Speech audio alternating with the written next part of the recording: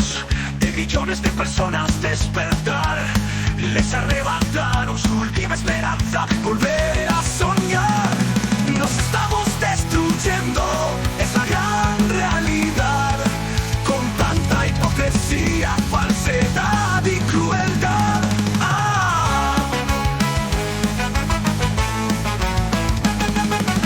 Te has preguntado enseguida tras la muerte qué es el ser. Oye chorizo, ¿qué haces tú aquí?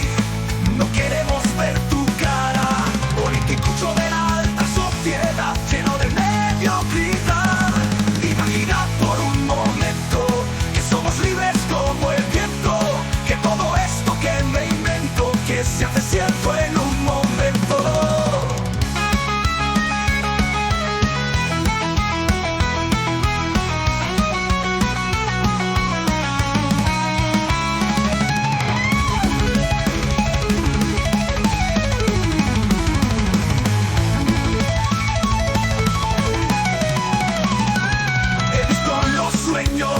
De millones de personas despertar, les arrebataron su última esperanza, volver a soñar. Nos estamos destruyendo, es la gran realidad.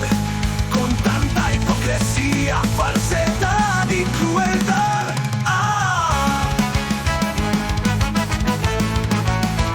Porque un político ladrón es un chorizo, enigmática pregunta. Discursos de economistas para la población será verdad. Tiene razón, patéticos artistas de la televisión. Ya no hay espacio para el odio ni para la ambición, solo hay espacio para el amor. No hay racismos ni esclavos y la palabra justicia es para todos igual. He visto los sueños de millones de personas despertar, les arrebataron su última esperanza, volver a soñar. Nos estamos destruyendo, es la gran realidad.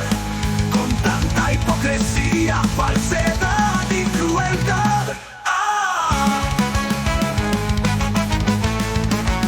Por eso cierro todas las noches los ojos y en mi mente empiezo a imaginar un mundo diferente, lleno de bondad y honestidad. Los líderes políticos llenándose el bolsillo, su único sistema es la mentira.